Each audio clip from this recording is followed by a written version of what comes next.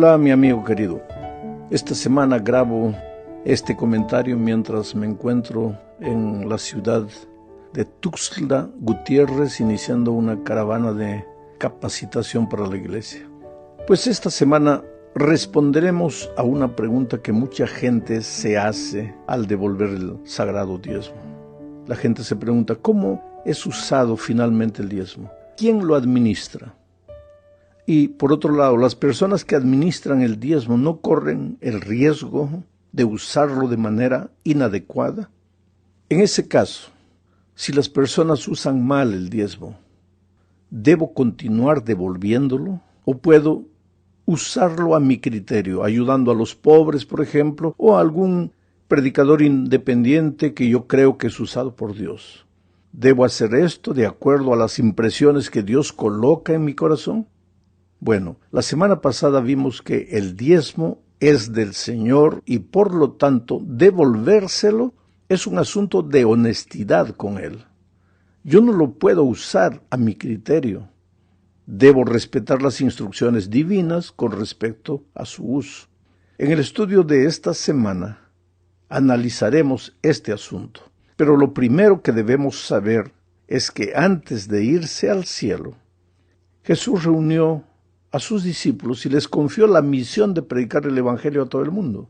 Esta orden no fue dada porque Jesús no pudiera predicar el Evangelio. Ahora, Jesús es Dios. Si Dios quisiera, el mundo entero sería evangelizado en un instante. Ahora, Dios nos confió la misión porque nosotros necesitamos involucrarnos en la evangelización para crecer en nuestra experiencia cristiana. El cumplimiento de la misión en la vida espiritual es como el ejercicio en la vida práctica. La persona que no se mueve físicamente corre el riesgo de atrofiarse. Y en la vida espiritual, la persona que no sale, busca una persona para conducirla a Jesús, también corre el riesgo de atrofiarse espiritualmente. Por lo tanto, Dios quiere que participemos activamente de la obra más importante en la tierra, que es la obra de conducir personas a Jesús. Y es responsabilidad del mayordomo fiel buscar a esas personas que aún no conocen el Evangelio y hablarles de las buenas nuevas de salvación. Pero al mismo tiempo es también su responsabilidad apoyar esta misión con los recursos que Dios le ha confiado. La participación en la misión profundiza el compromiso personal de presentar a Cristo a los demás y profundiza la vida devocional, la vida espiritual. Es el deber de cada discípulo que se ha transformado en un mayordomo, en un obrero del Señor, entregar el diezmo para esta sagrada misión. Y ahora, ¿cuál es el plan financiero aprobado por Dios para el cumplimiento de la misión? Malaquías 3:10 dice: entreguen completos los diezmos en mi tesorería y habrá alimento en mi templo. Con esto pueden ponerme a prueba. Verán si no les abro las ventanas de los cielos y derramo sobre ustedes abundantes bendiciones. Lo digo yo, el Señor de los ejércitos. Ahora, yo te pregunto, ¿qué significa devolver los diezmos completos? ¿Qué significa la frase, habrá alimento en mi templo? Como hemos visto, la gente devuelve el diezmo desde los días de Abraham, de Jacob y probablemente desde antes. El diezmo es parte de un plan divino para sostener a la iglesia de Dios. En todas las épocas Dios ha tenido gente que estuvo dispuesta a financiar la misión de la iglesia. Todos tenemos la responsabilidad de trabajar juntos para sostener económicamente la obra de Dios en la tierra. No podemos darnos el lujo de ser desorganizados o descuidados en este asunto. Entonces, a lo largo de este estudio veremos, pues, cuál es el propósito del uso del diezmo. En la segunda parte hablaremos más de lo que dice Malaquías 3:10 que acabo de leer. Y ustedes acaban de leer en la pantalla. Vamos a hablar especialmente de la última parte. Dice, con esto pueden ponerme a prueba. Verán si no les abro las ventanas de los cielos y derramo sobre ustedes bendiciones. Lo digo yo, el Señor de los ejércitos. Para entender correctamente lo que registra Malaquías en este texto, hay que saber que en la literatura hebraica el pensamiento más importante de un texto no va primero, sino que se registra por último. Y lo último que dice el versículo que acabo de leer es, lo digo yo, el Señor de los ejércitos. Es como si Dios firmara una promesa que el profeta está escribiendo. ¿Y cuál es el valor de una firma? Te voy a hacer una ilustración. Si yo te doy un cheque de $1,000,000 con mi firma, por favor no lo vayas a cobrar, porque ese cheque no te va a servir de nada, porque yo jamás en mi vida he visto $1,000,000. Pero si recibes un cheque de $1,000,000 firmado por Bill Gates, ahí ve corriendo al banco, porque $1,000,000 no le hace ni cosquillas a Bill Gates. Ese cheque sí tiene fondos. ¿Te das cuenta? Por eso Dios firma esta promesa. Lo más importante del texto es la firma de Dios abajo. Lo digo yo, el Señor. ¿Y qué es lo que Dios promete? ¿Qué es lo que Dios dice en este texto? Él promete una bendición especial a los que son fieles en la devolución del diezmo. A la letra dice, verán si no les abro las ventanas de los cielos y derramo sobre ustedes abundantes bendiciones. Solo que esta bendición no es solamente en el aspecto financiero. La abundancia que Dios promete no es solamente de dinero, porque la vida no es solo dinero. La bendición de Malaquías está relacionada con la palabra shalom en hebreo. Los judíos se saludaban, en lugar de decir buenos días, se saludaban con la palabra shalom. Shalom. Shalom es una bendición espiritual y material. Involucra salvación, felicidad, paz mental, la capacidad de enfrentar las adversidades de la vida con actitud victoriosa y naturalmente también prosperidad financiera. Y el diezmo, la bendición que Dios promete con la fidelidad del diezmo es este shalom, esta abundancia de bendiciones en todos los aspectos de la vida. Pero hay más.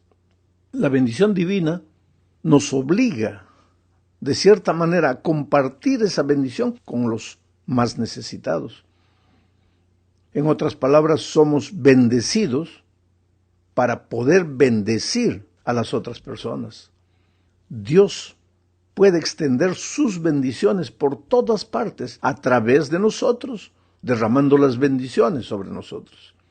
Y eso lo dice Primera de Pedro, capítulo 3, versículos 8 y 9. Lo voy a leer. En fin, únanse todos en un mismo sentir. Sean compasivos, misericordiosos, amigables. Ámense fraternalmente y no devuelvan mal por mal, ni maldición por maldición. Al contrario, bendigan pues ustedes. Fueron llamados para recibir bendición. Aquí está el pensamiento. Bendigan, pues ustedes fueron llamados para recibir bendición. Somos agentes de bendición, pero ¿cómo podríamos ser agentes de bendición si no hemos sido bendecidos? ¿Y cómo podríamos ser bendecidos si no hemos sido fieles en la devolución de aquello que le pertenece a Dios? En la tercera parte hablaremos del propósito del diezmo. Pablo le escribe a Timoteo diciendo, no pondrás bozal al buey que trilla. Y después añade, digno es el obrero de su salario. Ahora, estas dos frases que Pablo usa, está en 1 Timoteo 5:18. Voy a leer literalmente el texto, pues la Escritura dice, no pondrás bozal al buey que trilla, y digno es el obrero de su salario. En este versículo, Pablo cita primero algo que Moisés había dicho en Deuteronomio capítulo 25:4, con relación al buey. Y después menciona lo que Jesús dijo en Lucas 10:7 con relación a digno es el obrero de su salario. La frase sobre el buey es un proverbio antiguo y significa que es justo que el buey coma mientras trabaja. No puede trabajar sin comer. De la misma manera, el segundo proverbio que Jesús citó y que ahora Pablo también cita, significa que los obreros dedicados de tiempo completo a predicar el Evangelio, pues debieran recibir un auxilio económico para su manutención, porque todo su tiempo es dedicado a la obra de la predicación del Evangelio. Para entender mejor lo que estoy diciendo, es necesario conocer la soberanía de Dios y su cuidado con todo lo que Él establece. Por ejemplo, al establecer el ministerio de los levitas, que se dedicaban exclusivamente a las actividades espirituales en los tiempos de Israel, el Señor pues determinó que los levitas usaran el diezmo para su manutención. Eso es lo que dice Números capítulo 18, versículo 26. Habla con los levitas y diles: cuando ustedes reciban de manos de los hijos de Israel los diezmos que yo les he dado como su herencia, deberán presentarme el diezmo de los diezmos como ofrenda mecida.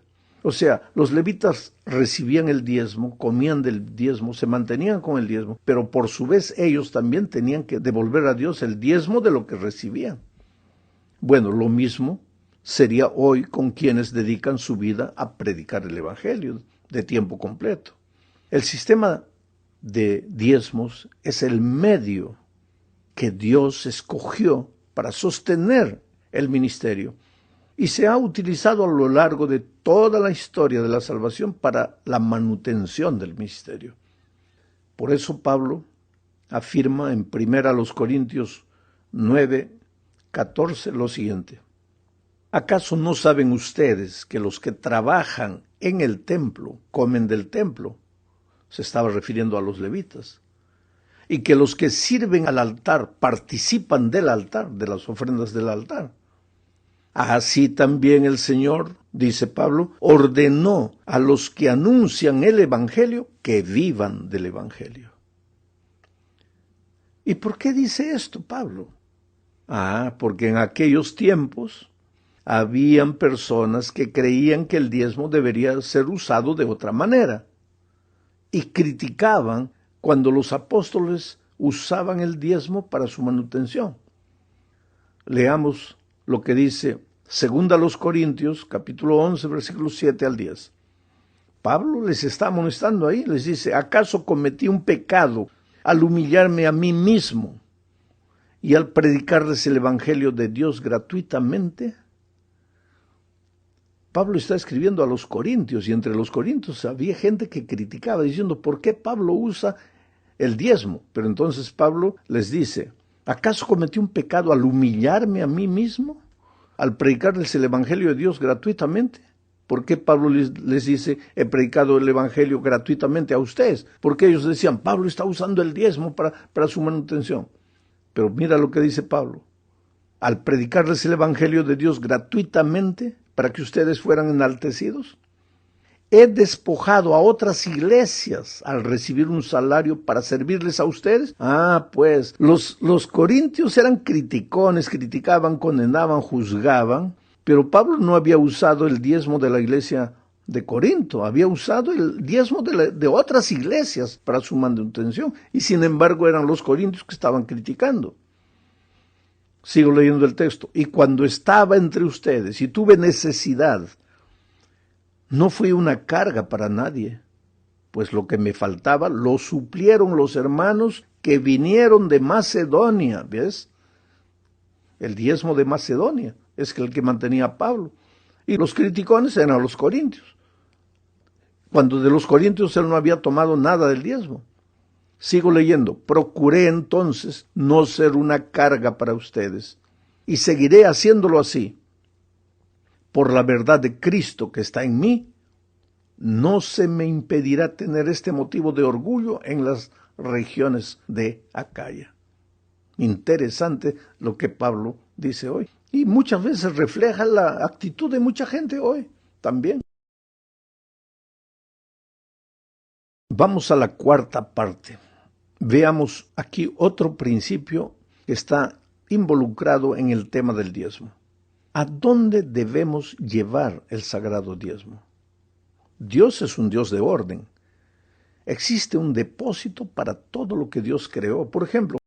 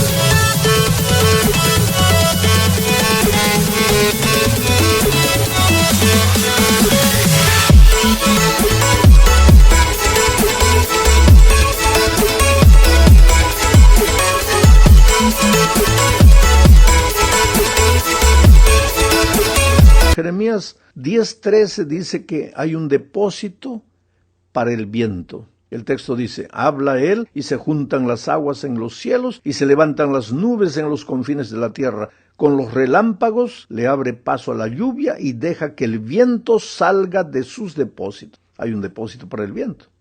También hay un depósito para el agua. Salmos 33:7 dice, el Señor junta el agua del mar en una vasija y pone en un depósito las profundidades del mar.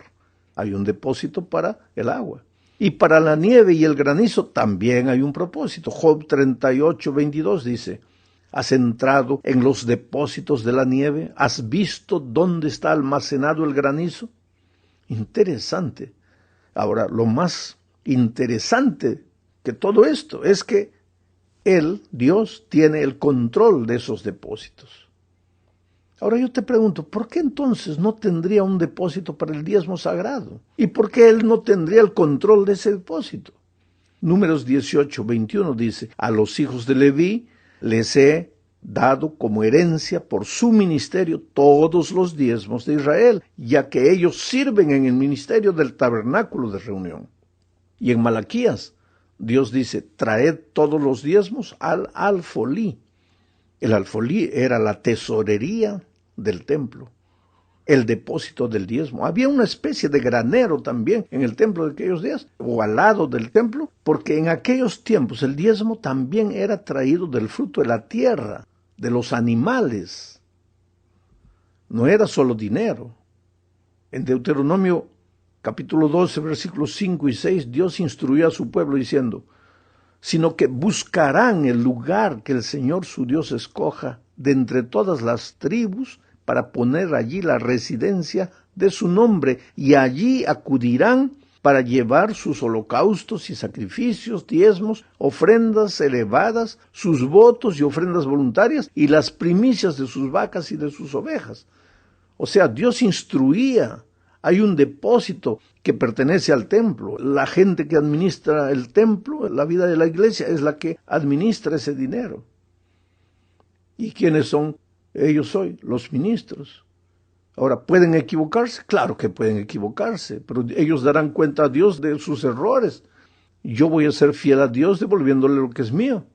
Si alguien usa mal ese sagrado diezmo, pues él dará cuenta a Dios. Yo no puedo ser responsable por lo que otro es responsable, porque a mí no me dio Dios la responsabilidad de administrar el sagrado diezmo. Llegamos al fin de este comentario hablando del diezmo y la salvación por la fe. Lo primero que necesitamos entender es que Dios no puede ser comprado. No es porque le das el diezmo, estás comprando los favores de Dios. Tampoco podemos creer que Dios necesita de nuestro dinero, pues Dios es Dios, pues. A lo largo de mi vida he visto a Dios haciendo milagros, literalmente, para llevar su obra adelante. No había un centavo para un determinado proyecto y Dios de repente hacía aparecer ese dinero. Dios es Dios. El diezmo es una manera de conocer la soberanía divina. Ni siquiera es gratitud. Es respeto, es adoración al que es dueño de todo, que por amor compartió su vida con nosotros. No podemos caer en el peligro de creer que porque somos fieles en el diezmo, Él está obligado a bendecirnos. Le voy a contar una experiencia, y esta experiencia es interesante. En algún lugar, en el campo, en la agricultura, había un hermano fiel en la devolución de sus diezmos, y los vecinos, pues que no eran cristianos, se reían de él, se burlaban de él: eres tonto, estás devolviendo dinero ahí para que los pastores coman, etc. Tú sabes cómo son los incrédulos.